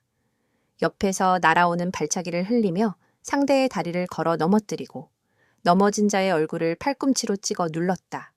2명, 뒤에서 덮치려던 자의 존재를 이미 알고 있다는 듯이 몸을 돌리지도 않은 채 팔을 뒤로 뻗어 목을 잡아챘다. 3명, 그의 움직임에는 군더더기가 없었다. 모든 동작은 상대를 가장 빠르고 효율적으로 무력화시키는 데에만 초점이 맞춰져 있었다. 그것은 길거리 싸움이 아니라 수없이 반복된 훈련으로 완성된 살인 기술이었다. 최우진은 그동안 주변을 경계하며 혹시 모를 외부의 위협이나 도주로를 차단했고 강민주는 팔짱을 낀 채 서진혁의 움직임을 평가하듯 지켜보고 있었다. 마지막으로 남은 것은 마동철이었다. 그는 눈앞에서 벌어진 광경을 믿을 수 없다는 듯 새파랗게 질린 얼굴로 뒷걸음질 쳤다. 그의 부하 20명이 단 30초 만의 비명도 제대로 지르지 못한 채 바닥에 나뒹굴고 있었다. 서진혁이 피 묻은 손을 털며 마동철에게 다가갔다. 너, 이 괴물 같은 새끼, 정체가 뭐야? 서진혁은 대답 대신 마동철의 멱살을 잡아 그대로 들어 올렸다. 그리고 그의 귓가에 나지막이 속삭였다. 우리는 국가가 키운 괴물이다. 그리고 너희 같은 쓰레기들을 청소하는 게 우리 일이지. 서진혁은 마동철을 바닥에 내동댕이 쳤다. 그리고는 그의 오른팔을 짓밟았다. 뼈가 으스러지는 끔찍한 소리와 함께 마동철의 처절한 비명이 시장 전체에 울려 퍼졌다. 모든 상황이 종료되었다. 시장은 물을 끼얹은 듯 조용했다. 상인들은 공포와 경외가 뒤섞인 눈으로 소영과 그녀의 동료들을 바라보고 있었다. 강민준이 소영에게 다가와 말했다. 소영아, 네, 형님. 단순한 동네 조폭 소행이 아니구나. 그의 눈은 바닥에서 고통스럽게 신음하는 마동철을 향해 있었다. 이런 잔챙이들 때문에 네가 우리를 불렀을 리가 없어. 이놈들 뒤에 누가 있지? 강민준의 날카로운 질문에 소영은 조용히 고개를 끄덕였다. 그녀의 표정이 다시 어둡게 가라앉았다. 진짜 싸움은 이제부터 시작이라는 것을 그녀와 그녀의 동료들은 모두 알고 있었다. 10년 만에 다시 뭉친 늑대팀은 그들을 기다리고 있는 거대한 그림자의 실체를 마주할 준비를 하고 있었다. 서진혁의 무자비한 진압은 광장시장의 권력 지도를 하룻밤 사이에 완전히 바꿔놓았다. 마동철과 종로파 조직원들은 앰뷸런스에 실려 병원으로 이송되었고 그들이 다시 시장에 나타날 일은 없어 보였다. 시장 상인들은 공포에 질려 숨을 죽였지만 그들의 눈빛에는 억압에서 벗어났다는 희미한 안도감과 함께 김소영과 그녀의 동료들을 향한 경외심이 떠올랐다. 그날 밤 이진우 어머니의 떡볶이 가게는 일찍 문을 닫았다. 셔터가 내려진 가게 안, 작은 테이블에 김소영과 늑대팀, 그리고 이진우가 마주 앉았다. 테이블 위에는 김이 모락모락 나는 떡볶이와 순대, 그리고 소주 몇 병이 놓여 있었다. 10년 만의 재회였지만 그들에게는 회포를 풀 여유도, 감상에 젖을 시간도 없었다. 흑사라, 들어본 적 없는 이름인데 강민준이 턱을 쓰다듬으며 말했다. 최우진은 옆에서 방수 처리된 군용 노트북을 편 채 빠른 속도로 무언가를 검색하고 있었다. 단순한 조폭은 아닌 것 같습니다. 마동철을 움직이는 방식이나 오늘 우리가 나타났을 때의 반응을 보면 뒤에 상당한 정보력과 자금력을 가진 조직이 있는 게 분명합니다. 최우진이 안경을 고쳤으며 보고했다. 그의 분석은 언제나처럼 날카롭고 정확했다. 소영은 굳은 표정으로 앉아 있었다. 그녀의 머릿속은 복잡했다. 늑대팀이 온 것은 천군만마를 얻은 것처럼 든든했지만 동시에 그녀는 동료들을 위험한 과거 속으로 다시 끌어들였다는 죄책감에 시달리고 있었다. 저 때문에 형님들까지 위험해지는 거 아닙니까? 무슨 소리 하는 거야? 서진혁이 소주잔을 탁 내려놓으며 말했다. 우리는 늑대팀이야. 한 번 동료는 영원한 동료다. 네가 부르는데 안 오는 게 배신이지. 안 그래. 그의 퉁명스러운 말에 강민준과 최우진이 말없이 고개를 끄덕였다. 이진우는 그들의 대화를 조용히 지켜보고 있었다. 그는 자신이 상상했던 것 이상으로 이들이 끈끈하고 특별한 유대로 묶여 있다는 것을 느낄 수 있었다. 군인. 그것도 최정예 특수부대 출신들의 세계는 그가 알던 경찰의 세계와는 또 다른 무게감을 지니고 있었다. 일단은 여기서 대기한다. 최우진은 계속해서 흑사의 정체를 추적하고 서진혁과 나는 시장 주변 경계를 맡는다. 소영이는 평소처럼 행동해. 저기 먼저 움직이게 만들어야 한다. 강민준이 작전을 지시했다. 그의 목소리에는 여전히 늑대팀의 리더다운 권위와 신뢰감이 실려 있었다. 그 후 이틀 동안 광장시장은 거짓말처럼 평온했다. 종로파의 그림자는 완전히 사라졌고 시장은 예전의 활기를 되찾았다. 상인들은 소영과 그녀의 친척 오빠라고 소개된 늑대팀 멤버들에게 무한한 신뢰와 감사를 보냈다. 그들은 소영이 자신들을 위해 얼마나 대단한 사람들을 불렀는지 알게 되자 이전의 원망은 눈 녹듯이 사라지고 오직 미안함과 고마움만이 남았다. 하지만 소영과 늑대팀은 이 평화가 폭풍 전야의 고요함이라는 것을 알고 있었다. 적은 숨을 죽인 채 가장 치명적인 일격을 날릴 타이밍을 재고 있을 터였다. 그리고 사흘째 되는 날 아침, 첫 번째 일격이 날아왔다. 소영이 평소처럼 가게의 문을 열었을 때 시장이 술렁이고 있었다. 맞은편 김 할머니의 채소 가게가 문을 열지 않은 것이다. 할머니는 지난 50년간 단 하루도 장사를 쉰 적이 없는 분이었다. 불길한 예감에 휩싸인 소영이 할머니의 가게로 달려갔다. 좌판은 어지럽게 흩어져 있었고 할머니가 늘 앉아있던 작은 의자는 넘어져 있었다. 마치 누군가와 거칠게 몸싸움을 벌인 듯한 흔적이었다. 할머니! 소영이 외쳤지만 대답은 없었다. 주변 상인들에게 물어보아도 어젯밤 할머니가 가게를 나서는 것을 본 사람은 아무도 없었다. 할머니는 연기처럼 사라져버렸다. 심장이 철렁 내려앉았다. 이것은 단순한 실종이 아니었다. 명백한 납치였다. 적의 공격이 시작된 것이다. 진장! 서진혁이 주먹으로 벽을 내리쳤다. 그들은 시장 주변을 24시간 감시하고 있었지만 적은 그들의 감시망을 비웃기라도 하듯 가장 취약한 고리를 정확하게 파고들었다. 이것은 어설픈 조폭의 소행이 아니었다. 고도로 훈련된 전문가의 솜씨였다. 그날 오후 두 번째 일격이 이어졌다. 사장의 정육점에 검은 봉투 하나가 배달되었다. 봉투 안에는 사진 한 장과 짧은 메모가 들어있었다. 사진은 오 사장의 어린 딸이 하교하는 모습을 찍은 것이었다. 그리고 메모에는 이렇게 적혀 있었다. 대여 이상 끼어들지 마시오. 다음은 당신 딸이 될 수 있소. 오 사장은 새파랗게 질린 얼굴로 소영을 찾아왔다. 그의 손은 사시나무처럼 떨리고 있었다. 소영아, 이게 대체 무슨 일이냐. 나 무서워서 장사 못하겠다. 시장의 분위기는 순식간에 공포로 뒤바뀌었다. 적은 물리적인 폭력이 아니라 가장 비열하고 잔인한 심리전으로 시장 사람들의 숨통을 조여오고 있었다. 그들의 목표는 명확했다. 소영을 사회적으로 그리고 정신적으로 완전히 고립시키는 것, 그녀의 모든 인간관계를 파괴하고 그녀를 지지하는 모든 사람들을 떠나가게 만드는 것이었다. 소영은 입술을 깨물었다. 피맛이 느껴졌다. 분노와 무력감이 그녀의 온몸을 휘감았다. 자신 때문에 할머니가 위험에 빠지고 오 사장과 그의 가족까지 협박당하고 있었다. 바로 그때였다. 가게 앞으로 검은색 세단 한 대가 소리 없이 멈춰섰다.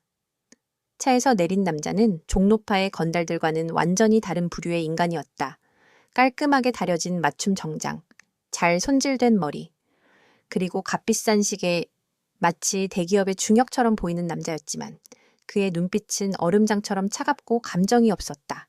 남자는 주변의 소란은 아랑곳하지 않고 곧장 소영의 가게로 걸어 들어왔다. 그의 등장에 가게 안의 공기가 순간적으로 얼어붙었다.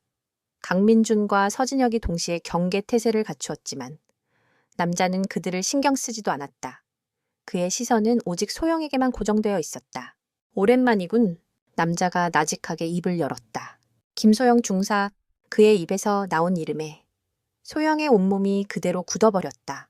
10년간 단 한 번도 불려본 적 없는 그녀의 진짜 이름과 계급. 이 자는 모든 것을 알고 있었다. 누구냐? 너. 서진혁이 앞을 막아서며 으르렁거렸다. 남자는 서진혁을 힐끗 쳐다보더니 경멸이 담긴 미소를 지었다. 7랭킹7 늑대팀. 여전하군. 언제나처럼 성급하고 시끄러워. 남자는 품 안에서 하얀 봉투 하나를 꺼내 카운터 위에 올려놓았다. 어르신께서 보내신 작은 선물이다. 보면 모든 것이 기억나겠지. 남자는 소영을 향해 의미심장한 말을 남겼다. 그리고 이것도 전화라고 하셨다. 박태수 상사님을 기억하냐고. 백티수. 그 이름이 들리는 순간 소영의 세상이 무너져 내리는 듯했다. 10년 전 그녀의 인생을 송두리째 바꿔놓았던 그 이름, 군의 명예를 더럽히고 국가를 배신했던 상관, 그녀가 자신의 모든 것을 걸고 고발했던 악몽의 이름이었다. 그는 감옥에 있어야 했다. 아니, 그녀의 기억 속에서 완전히 사라져야만 했던 존재였다. 남자는 자신의 용건이 끝났다는 듯 뒤돌아 유유히 가게를 빠져나갔다. 아무도 그를 막지 못했다. 그의 몸에서 뿜어져 나오는 기운과 그가 남긴 이름의 무게에 모두가 압도당했기 때문이었다. 소영은 떨리는 손으로 카운터 위에 놓인 하얀 봉투를 집어들었다. 손가락 끝이 차갑게 식어 있었다. 그녀는 천천히 봉투를 열었다. 안에는 낡은 사진 몇 장이 들어 있었다. 군복을 입고 훈련받는 앳된 모습의 김소영. 동료들과 환하게 웃고 있는 김소영. 그리고 마지막 사진, 군법 회의실.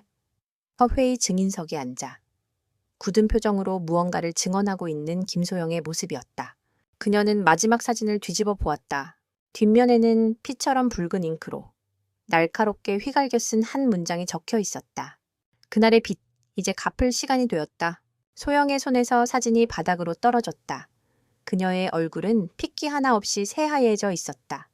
적의 정체가 드러났다. 흑사는 가명일 뿐이었다. 이 모든 일의 배후에 있는 것은 10년의 세월을 뛰어넘어 복수의 칼날을 갈고 돌아온 그녀의 과거. 박태수였던 것이다. 박태수, 그 이름은 잊었다고 생각했던 과거의 망령이 되어 김소영의 현재를 잠식하기 시작했다. 가게 안의 공기는 납처럼 무겁게 가라앉았다. 강민준과 서진혁의 얼굴은 분노와 경악으로 굳어 있었다. 10년 전, 군 전체를 떠들썩하게 만들었던 그 배신자의 이름을 여기서 다시 듣게 될 줄은 꿈에도 몰랐던 것이다. 박태수, 그 쓰레기가 살아있었다고 서진혁이 이를 갈며 중얼거렸다. 그의 주먹이 분노로 하얗게 변했다. 강민준의 표정은 그보다 더 심각했다. 그는 리더답게 개인적인 분노를 억누르고 냉철하게 상황을 분석하기 시작했다. 박태수는 군사기밀 유출 혐의로 15년형을 선고받았다. 아직 10년밖에 지나지 않았어. 어떻게 벌써 사회에 나와 있는 거지. 가석방일 수도 있고 아니면 더 큰 끈이 뒤를 봐주고 있을 수도 있겠죠. 최우진이 노트북 화면에서 눈을 떼지 않은 채 말했다. 그의 손가락이 쉴 새 없이 키보드를 두드렸다. 그놈이 바로 흑사였던 겁니다. 교도소 복역 중에 종로파 같은 하부 조직들을 원격으로 관리하며 세력을 키운 것 같습니다. 그리고 출소하자마자 10년간 준비한 복수를 시작한 거고요. 소영은 아무 말도 하지 못했다. 그녀는 의자에 주저앉은 차에 텅 빈 눈으로 바닥에 떨어진 사진을 내려다보고 있었다. 10년간 그녀를 괴롭혔던 악몽의 실체가 눈앞에 나타나자 오히려 현실 감각이 사라지는 듯했다. 소영아, 강민준이 그녀의 어깨에 손을 얹었다. 괜찮아. 제가 모든 걸 망쳤습니다. 그냥 조용히 있었어야 했는데 저 때문에 할머니가 형님들까지. 그녀의 목소리가 절망으로 가늘게 떨렸다. 10년간 억눌렀던 죄책감과 공포가 한꺼번에 터져 나왔다. 내 탓이 아니야. 강민준이 단호하게 말했다. 나라를 배신한 건 그놈이야. 넌 옳은 일을 한 거고. 우리가 지금 해야 할 일은 자책이 아니라 저 쓰레기를 다시는 기어 나오지 못할 곳으로 쳐넣는 거다. 그의 말은 늑대팀의 리더로서 그리고 그녀의 형으로서 소영의 무너진 마음을 다잡아주려는 굳은 의지가 담겨 있었다. 그때 가게 문이 조심스럽게 열리고 이진우가 들어왔다. 그의 얼굴은 굳어 있었고 손에는 작은 상자 하나가 들려 있었다. 어머니 가게 앞에 이게 놓여 있었습니다. 그가 상자를 테이블 위에 올려놓았다. 상자 안에는 죽은 쥐 한 마리와 함께 다음은 내 어미다라고 적힌 쪽지가 들어 있었다. 박태수의 압박은 이제 이진우의 가족에게까지 미치기 시작한 것이다. 진우는 소영과 늑대팀을 번갈아 보았다. 그는 이제 이 일이 자신이 상상했던 것보다 훨씬 더 깊고 어두운 문제와 얽혀 있다는 것을 직감했다. 하지만 그의 눈빛에는 두려움보다 오히려 단단한 결의가 서려 있었다. 그날 밤 진우는 소영을 따로 불러냈다. 그들은 시장 근처의 청계천으로 향했다. 밤에 장막이 내린 도시의 불빛 아래 흐르는 물소리가 두 사람 사이에 무거운 침묵을 채우고 있었다. 소영 씨, 진우가 먼저 입을 열었다. 그는 처음으로 그녀를 지원 씨가 아닌 소영 씨라고 불렀다. 제가 모든 걸 알 수는 없겠죠. 소영 씨가 어떤 과거를 살아왔는지, 지금 어떤 싸움을 하고 있는 건지. 하지만 이것 하나만은 알아주셨으면 합니다. 그는 걸음을 멈추고 소영과 마주섰다. 저는 소영 씨 편입니다. 당신이 어떤 사람이었든 상관없습니다. 지금의 당신이. 제가 아는 한지원이라는 사람이 좋은 사람이라는 것만은 확실하니까요. 그러니 혼자서 모든 짐을 짊어지려고 하지 마세요. 그의 진심 어린 말에 소영의 얼어붙었던 마음이 조용히 녹아내렸다. 10년간 그녀는 철저히 혼자였다. 누구에게도 기댈 수 없었고 자신의 진짜 모습을 보여줄 수도 없었다. 하지만 지금 그녀의 눈앞에 있는 이 남자는 그녀의 과거를 모른 채 오직 현재의 그녀만을 믿어주겠다고 말하고 있었다. 소영은 처음으로 누군가에게 자신의 과거를 털어놓기로 결심했다. 제 진짜 이름은 김소영 전 특수전사령부 707 특수임무단 중사였습니다. 그녀의 입에서 10년간 봉인해두었던 이야기가 흘러나오기 시작했다. 그녀는 모든 것을 이야기했다. 젊고 이상에 불타던 신참 부사관이었던 시절, 모두에게 존경받는 선임이었던 박태수, 우연히 목격하게 된 그의 배신 행위, 그가 적국의 브로커에게 군사작전 계획과 아군 장비의 재원을 팔아넘기는 현장이었다. 그때 정말 많이 고민했습니다. 모른 척하고 넘어가면 제 군 생활은 평탄했을 겁니다. 하지만 제 동료들이 제가 목숨 걸고 지키겠다고 맹세한 이 나라가 위험에 빠지는 것을 외면할 수는 없었습니다. 그녀는 증거를 수집했다. 박태수가 브로커와 접선하는 사진, 거래 장부 사본, 그리고 그들의 대화가 담긴 녹음 파일까지. 그녀는 자신의 모든 것을 걸고 그를 군 검찰에 고발했다. 그 후의 과정은 끔찍했다. 군 내부의 배신자로 낙인 찍혔고 박태수의 비호 세력으로부터 수많은 협박과 회유에 시달렸다. 하지만 그녀는 끝까지 버텼고 마침내 군법회의 증인석에 섰다. 그녀의 증언으로 박태수는 유죄 판결을 받았지만 그의 거대한 네트워크 전체를 뿌리 뽑지는 못했다. 재판이 끝나고 저는 군을 떠났습니다. 더 이상 그곳에 제가 있을 곳은 없었으니까요. 그리고 죽은 사람처럼 살기로 결심했습니다. 그래서 한지원이라는 이름으로 이곳 광장시장에 숨어든 거고요. 이야기를 마친 소영의 얼굴 위로 눈물 한 줄기가 흘러내렸다. 10년간 가슴속에 응어리져 있던 상처를 처음으로 드러낸 순간이었다. 진우는 아무 말 없이 그녀의 이야기를 들어주었다. 그는 그녀의 어깨를 감싸 안아주고 싶었지만 섣불리 다가갈 수 없었다. 대신 그는 전직 형사로서의 날카로운 분석을 시작했다. 이상한 점이 있습니다. 그가 입을 열었다. 박태수라는 자가 정말 소영 씨에게 복수하고 싶었다면 왜 10년이나 기다린 걸까요? 그리고 왜 이렇게 시장 전체를 뒤흔드는 복잡한 방법을 쓰는 거죠? 그 정도의 권력과 조직을 가졌다면 소영 씨 한 명을 조용히 처리하는 건 일도 아니었을 텐데요. 진우의 질문은 소영이 미처 생각하지 못했던 허점을 찔렀다. 그렇다. 왜 지금일까? 왜 이렇게 요란한 방법으로 자신을 압박하는 걸까? 그 순간 소영의 머릿속에 번개처럼 한 가지 기억이 스쳐 지나갔다. 10년 전 군법협 회의에 증거를 제출할 때의 기억이었다. 당시 그녀는 만일의 사태에 대비해 박태수가 브로커와 직접 거래하는 장면이 담긴 사진 원본 필름과 전체 거래 내역이 담긴 장부 원본을 따로 빼돌려 숨겨두었다. 그리고 재판에는 복사본만을 제출했다. 박태수의 비호 세력으로부터 자신을 지키기 위한 마지막 보험이었다. 10년의 세월이 흐르는 동안 그녀 자신조차 그 존재를 까맣게 잊고 있었다. 증거. 소영의 입에서 나지막한 탄성이 터져나왔다. 그가 찾는 건 복수가 아니에요. 증거였어요. 그녀는 진우를 바라보았다. 그녀의 눈은 더 이상 절망으로 흐려져 있지 않았다. 모든 퍼즐 조각이 맞춰지며 상황의 본질을 꿰뚫어보는 날카로운 빛으로 번뜩이고 있었다. 박태수는 아마 지금 더 큰 배신 행위를 저지르고 있을 겁니다. 10년 전보다 훨씬 더 거대하고 위험한 일이겠죠. 그런데 제가 살아있다는 것, 그리고 어쩌면 그 원본 증거를 아직 가지고 있을지도 모른다는 사실이 그의 발목을 잡고 있는 겁니다. 그의 거대한 제국을 한순간에 무너뜨릴 수 있는 유일한 아킬레스건인 거죠. 이제 모든 것이 명확해졌다.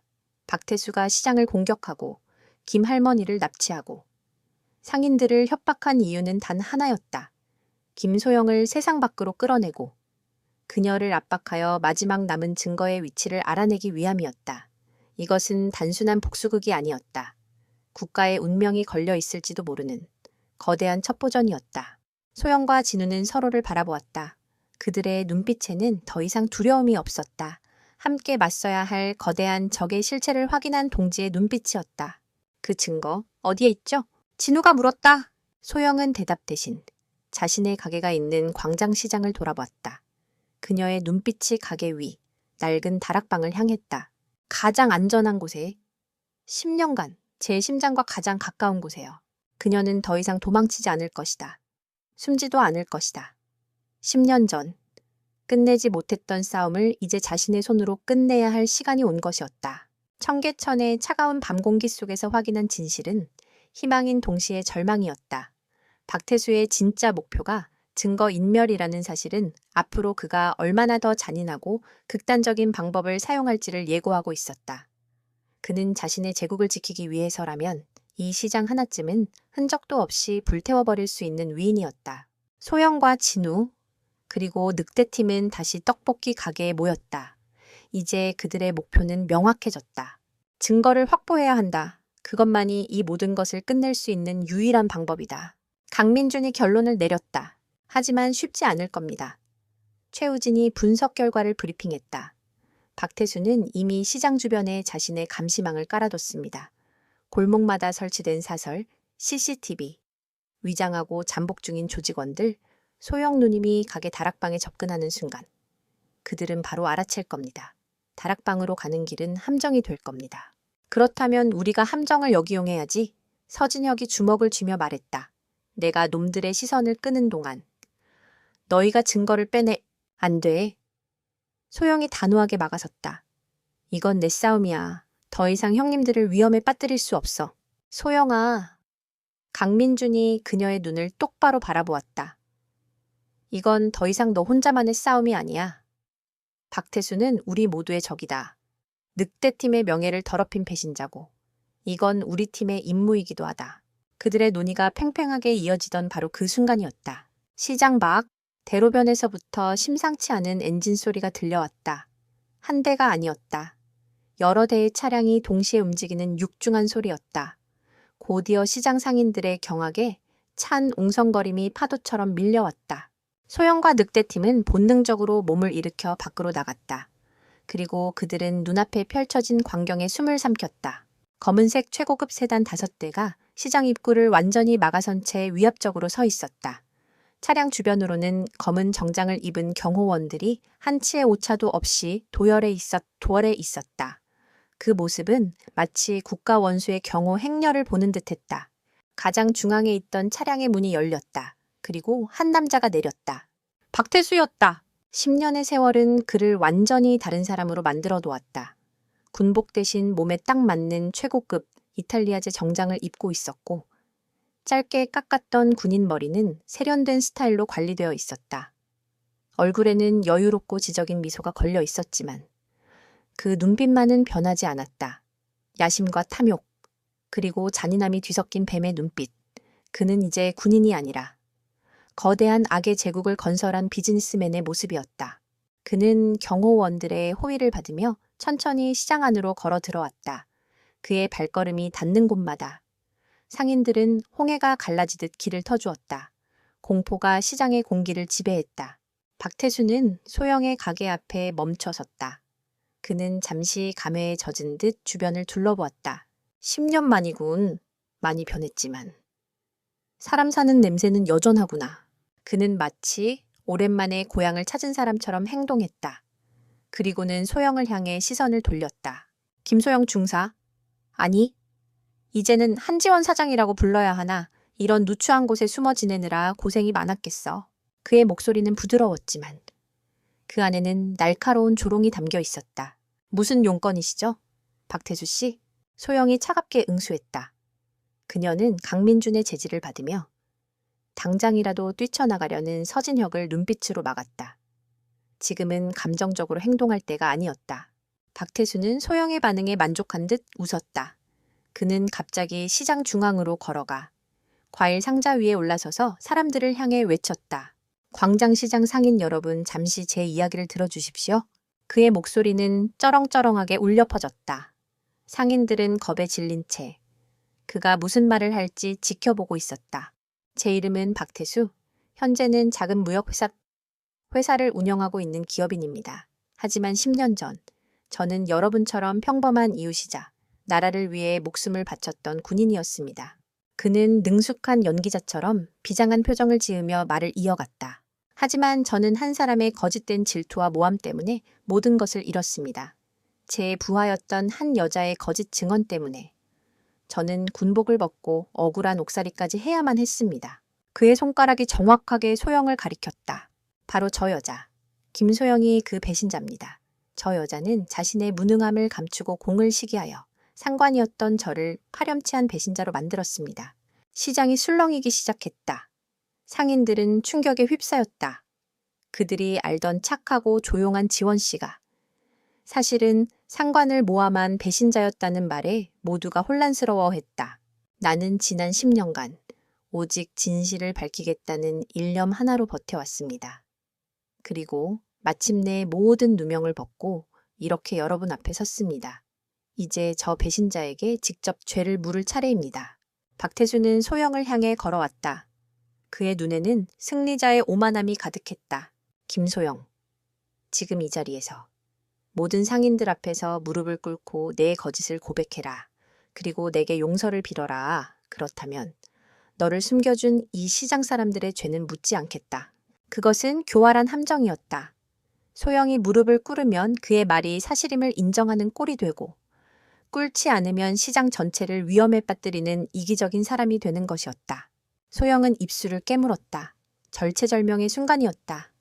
그녀가 천천히 무릎을 굽히려던 바로 그때였다. 그만두시오. 둔탁한 목소리가 군중을 갈랐다. 정육점 5 사장이었다. 그는 고기를 자르던 칼을 든 채 떨리는 몸으로 박태수의 앞을 막아섰다. 우리는 10년 전 일은 잘 모르오. 하지만 우리가 아는 지원이는 지난 10년간 우리와 함께 울고 웃었던 우리 식구란 말이오. 저 아이가 당신 말대로 배신자일 리가 없어. 오, 사장의 외침에 다른 상인들도 용기를 내기 시작했다. 이진우의 어머니가 오 사장의 옆에 섰다. 떡볶이를 나르던 국자를 손에 쥔 채였다. 맞아요. 우리 지원이는 그럴 애가 아니에요. 1명, 2명. 상인들이 소영의 앞을 막아서며 인간 방패를 만들기 시작했다. 그들은 박태수의 권력과 폭력이 두려웠지만 10년간 쌓아온 정과 신뢰를 저버릴 수는 없었다. 그들에게 그녀는 더 이상 정체불명의 여자가 아니라 위험을 무릅쓰고 자신들을 지켜주려 했던 고마운 이웃, 한지원이었다. 박태수의 얼굴에서 미소가 사라졌다. 그의 계획이 완전히 틀어지고 있었다. 그는 소영을 고립시키려 했지만 오히려 시장 전체의 저항에 부딪힌 것이다. 이것들이 집단으로 미쳤나? 그의 경호원들이 상인들을 향해 움직이려던 순간 강민준, 서진혁, 최우진이 소리 없이 상인들의 양옆에 섰다. 그들은 아무런 행동도 하지 않았지만 그 존재만으로도 박태수의 경호원들은 감히 앞으로 나아가지 못했다. 살기가 전혀 다른 진짜와 가짜의 대치였다. 공개적으로 망신을 당하고 자신의 계획이 수포로 돌아가자 박태수의 이성의 끈이 마침내 끊어졌다. 그의 얼굴에서 신사의 가면이 벗겨지고 잔인하고 뒤틀린 본성이 드러났다. 하하하. 그는 미친 사람처럼 웃기 시작했다. 좋아. 가족이라 이거지. 그렇게 다 같이 있고 싶다 이거지. 좋다. 내 소원대로 해주마. 그는 소영과 상인들을 향해 손가락질하며 악에 받친 목소리로 외쳤다. 오늘 밤 자정, 내 부하들을 보내 이 시장을 잿더미로 만들어주마. 그렇게 좋아하는 가족들끼리 사이좋게 한 줌의 죄가 되어버려라. 그것은 협박이 아니었다. 명백한 선전포고였다. 박태수는 광기 어린 웃음소리를 남긴 채 차를 타고 유유히 사라졌다. 시장에는 그의 악랄한 예고와 함께 무거운 공포와 정적만이 남았다. 상인들은 두려움에 떨었지만 누구 하나 소영의 곁을 떠나지 않았다. 소영은 자신을 지키기 위해 서 있는 이웃들과 자신의 등을 맡아주는 동료들을 바라보았다. 이제 싸움의 무대는 시장 전체가 되었다. 그리고 자정까지 남은 시간은 얼마 없었다. 이것은 생존을 위한 피할 수 없는 마지막 전쟁의 시작이었다. 박태수의 선전포고는 시장 전체를 공포의 도가니로 몰아넣었지만 동시에 사람들의 마음속에 기묘한 연대감을 불어넣었다. 더 이상 피할 곳도 물러설 곳도 없었다. 그들에게 남은 선택지는 단 하나, 싸우는 것뿐이었다. 박태수가 사라진 후 시장은 즉시 거대한 요새로 변하기 시작했다. 상인들은 더 이상 울거나 좌절하지 않았다. 그들은 각자의 가게에서 리어카와 좌판, 팔다 남은 물건들을 끌고 나와 시장 입구와 골목마다 바리케이드를 쌓았다. 정육점 5 사장은 고기를 운반하던 냉동 트럭으로 정문을 막아섰고 다른 상인들도 자신의 트럭을 동원해 그 뒤를 바쳤다. 이것은 계란으로 바위치기일지 몰랐지만 그들은 자신들의 삶의 터전을 무력하게 내줄 생각이 추호도 없었다. 같은 시각, 떡볶이 가게 안에서는 숨막히는 작전 회의가 진행되고 있었다. 박태수의 본거지는 인천항 근처의 폐제철소다. 위성사진과 과거 자료를 대조해 본 결과 정문 외에 화물 운송용으로 사용되던 동쪽 철로가 유일한 침투로로 보인다. 최우진이 노트북 화면에 제철소의 도면을 띄우며 브리핑했다. 놈들은 자정정각에 움직일 거다. 그 전에 우리가 먼저 놈들의 심장부를 쳐야 한다. 강민준의 눈이 결의로 불타고 있었다. 문제는 증거입니다. 이진우가 끼어들었다. 박태수를 쓰러뜨려도 증거가 없으면 법적으로 그를 올가맬 수 없습니다. 그는 또다시 교묘하게 법망을 빠져나갈 겁니다. 모두의 시선이 소영에게 쏠렸다. 그녀의 다락방에 있는 증거. 그것이 이 싸움의 알파이자 오메가였다. 계획을 나눈다. 강민준이 결단을 내렸다. 알파팀과 베타팀으로. 알파팀은 공격조. 나와 서진혁. 그리고 소영이가 맡는다. 목표는 인천폐 제철소. 박태수를 무력화하고 시장으로 향하는 놈들의 공격조를 막는다. 그는 지도를 가리키며 말을 이었다. 베타팀은 증거 확보조. 최우진과 이진우 씨가 맡는다. 최우진은 시장 주변의 모든 통신망과 CCTV를 해킹해서 10분간의 감시 공백을 만들어 그 10분 안에 이진우 씨가 소영이의 다락방으로 침투해서 증거물을 확보하고 즉시 안전한 곳으로 이탈한다.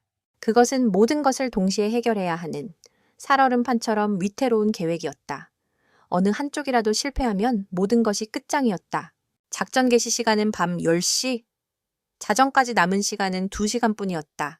밤 9시 30분, 소영과 늑대팀이 출동 준비를 하고 있을 때 사장과 시장 상인 대표 몇 명이 그들을 찾아왔다. 사장의 손에는 낡은 야구 방망이가, 다른 사람들의 손에는 쇠 파이프와 강목이 들려 있었다. 우리도 같이 가겠소? 사장의 단호한 말에 강민준이 고개를 저었다. 안 됩니다. 이건 전문적인 전투입니다. 민간인이 끼어들면 전문적인 전투 우리 집이 불타게 생겼는데 이게 남의 일처럼 보인단 말이오. 사장의 목소리가 커졌다. 우리가 당신들처럼 싸울 수는 없소. 하지만 시끄럽게 소란을 피우고 놈들의 시선을 끄는 것쯤은 할 수 있소. 우리도 우리 가족을 위해 싸울 기회를 주시오. 그들의 눈빛은 진심이었다. 강민주는 잠시 그들을 바라보다가 이내 고개를 끄덕였다. 이것은 군사작전이 아니었다. 자신들의 삶을 지키려는 사람들의 전쟁이었다. 작전 계획이 수정되었다. 시장 상인들로 구성된 양동조가 제철소 정문에서 대규모 소란을 일으켜 적의 주력 부대를 유인하는 동안 알파팀이 동쪽 철로를 통해 침투하기로 했다.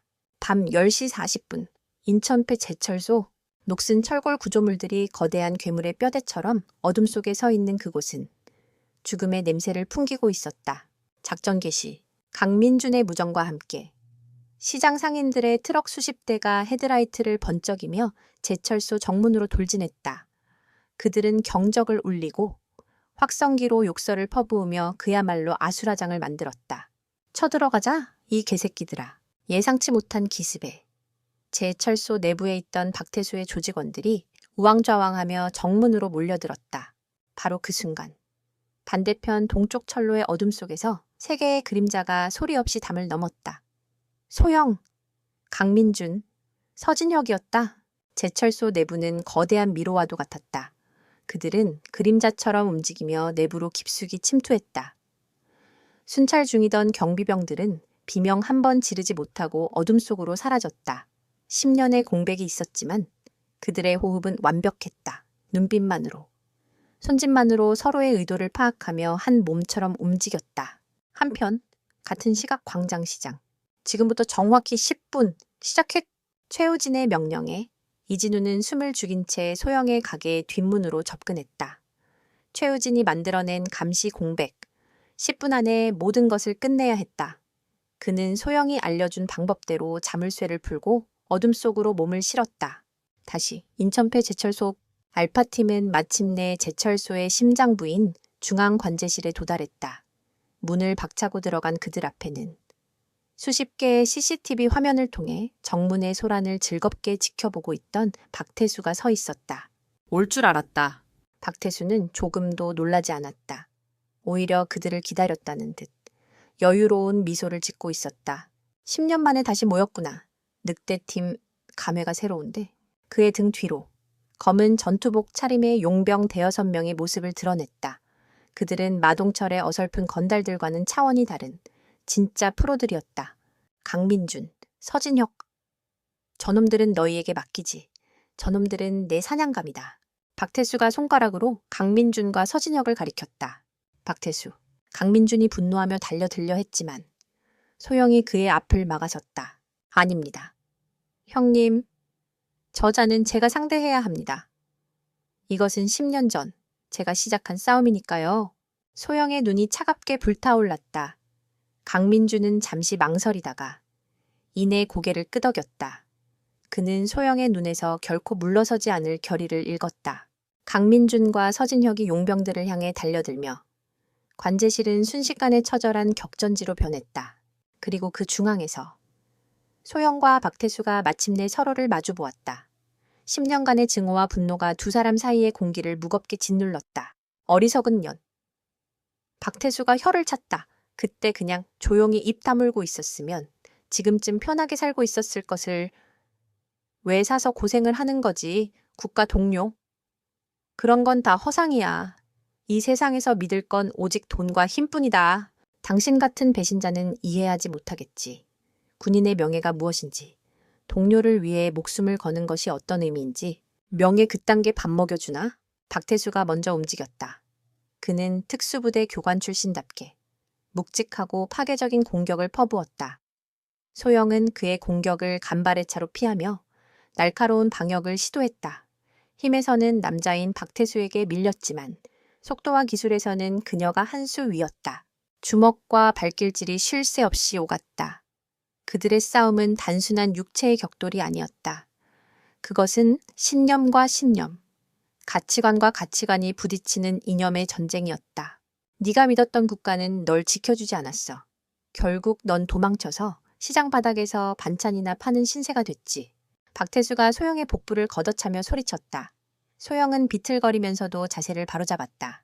그래도 난 당신처럼 동료를 팔고 나라를 팔지는 않았어. 소영의 발차기가 박태수의 관자 논리를 스쳤다. 둘의 격투는 점점 더 치열해졌다.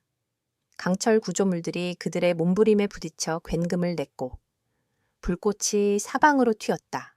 한편 소영의 다락방. 이진우는 땀을 뻘뻘 흘리며 소영이 알려준 장소를 찾고 있었다. 낡은 마룻바닥의 특정 부분. 그는 조심스럽게 마룻장을 뜯어냈다. 그리고 그 아래 기름종이로 여러 겹 쌓인 작은 철제 상자를 발견했다. 가져왔어! 그가 상자를 열려는 순간 등 뒤에서 서늘한 금속성 소리가 들렸다. 거기까지. 진우가 천천히 뒤를 돌아보았다. 어둠 속에서 박태수의 비서였던 그 신사가 소음기가 달린 권총을 겨누고 있었다. 최우진이 뚫었던 감시망 외에 박태수는 또 다른 함정을 파놓았던 것이다. 다시 제철소. 크어. 소영은 박태수의 강력한 박치기에 머리를 부딪히고 뒤로 나가 떨어졌다. 시야가 잠시 흐려졌다. 박태수가 승리를 예감한 듯 비릿한 미소를 지으며 그녀에게 다가왔다. 이제 끝이다. 김소영, 내년에 어설픈 정의 노름도 여기까지야. 그가 쓰러진 소영의 목을 조르기 위해 손을 뻗는 순간이었다. 소영의 눈이 번쩍 뜨였다. 그것은 함정이었다. 그녀는 박태수가 방심한 그 찰나의 순간을 기다리고 있었다. 그녀는 용수철처럼 튀어오르며 박태수의 팔을 잡아 그의 등 뒤로 꺾어버렸다. 그리고 남은 한 손으로 군에서 배운 최후의 기술, 상대의 경동맥을 압박하여 순간적으로 의식을 끊어버리는 기술을 시도했다. 박태수의 몸이 크게 휘청거렸다. 하지만 그는 만만치 않았다. 그는 고통을 이겨내고 팔꿈치로 소영의 명치를 강타했다. 끄! 소영의 몸이 다시 뒤로 밀려났다. 둘 다 한계에 다다르고 있었다. 승부는 이제 기술이 아닌 오직 정신력에 달려 있었다. 극한의 고통 속에서 소영과 박태수의 의식은 아득해져 갔다. 둘의 싸움은 이미 기술이나 힘의 대결이 아니었다. 그것은 순수한 의지의 충돌.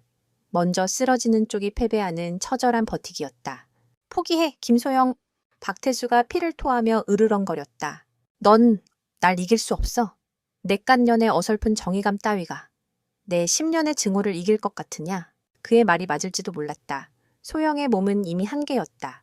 시야는 흐릿했고 팔다리는 납덩이처럼 무거웠다. 하지만 그녀의 정신은 그 어느 때보다도 맑았다. 그녀는 자신이 왜 싸우고 있는지, 무엇을 지켜야 하는지를 잊지 않았다. 그것은 복수나 증오가 아니었다.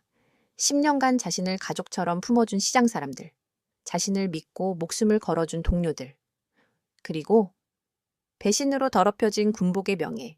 그녀는 그것들을 위해 싸우고 있었다. 소영은 마지막 남은 힘을 쥐어짰다.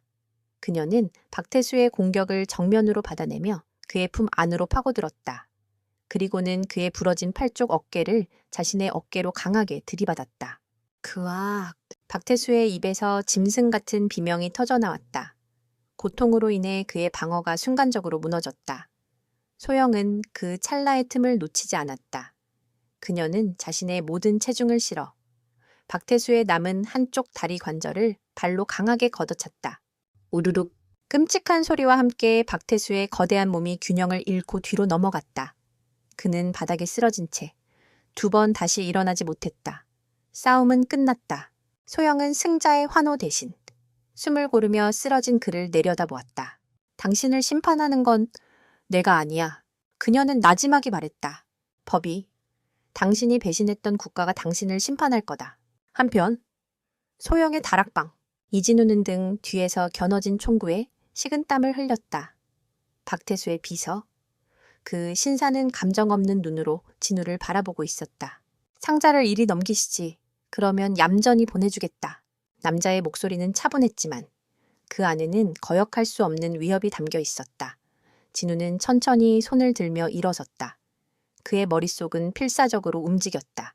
이대로 증거를 넘겨줄 수는 없었다. 이것은 소영이, 그리고 시장 사람들이 모든 것을 걸고 지키려 했던 희망이었다. 줬소, 가져가시오. 진우는 순순히 상자를 남자에게 건네는 척했다. 그리고 남자가 상자를 받기 위해 손을 뻗는 순간 진우는 상자를 그의 얼굴을 향해 힘껏 집어 던졌다. 크!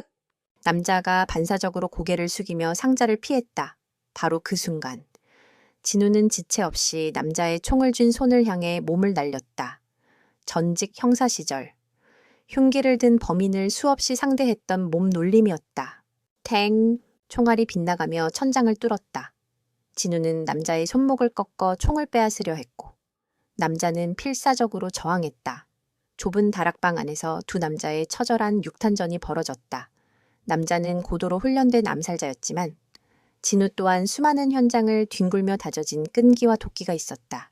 몇 분간의 격렬한 몸싸움 끝에 진우는 부서진 나무 의자 조각으로 남자의 머리를 내리쳐 마침내 그를 기절시키는 데 성공했다.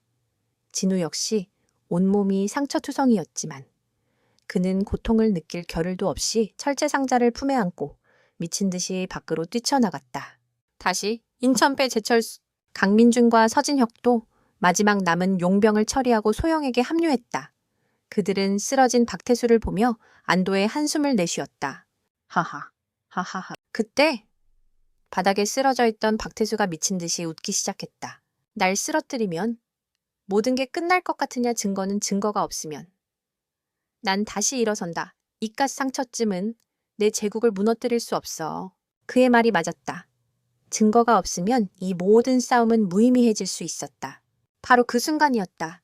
증거는 여기 있다. 관제실에 부서진 문으로 이진우가 비틀거리며 들어섰다. 그의 옷은 찢어지고 얼굴은 피범벅이었지만 그의 손에는 철제 상자가 굳건하게 들려 있었다. 박태수의 웃음이 멎었다. 그의 얼굴이 절망으로 하얗게 칠려갔다. 진우가 상자를 열어 그 안에 있던 사진 필름과 장부를 바닥에 쏟아부었다. 10년 전 그의 배신 행위를 증명하는 명백한 증거들이었다. 끝이다. 박태수 소영이 선언했다. 동시에 제철소 밖에서 수십 개의 경광등 불빛과 함께 사이렌 소리가 요란하게 울려 퍼지기 시작했다. 최우진과 연락을 주고받은 경찰 특공대가 마침내 현장에 도착한 것이다. 모든 것이 끝났다. 박태수와 그의 조직원들은 모두 현장에서 체포되었다. 김 할머니를 포함한 인질들도 무사히 구출되었다.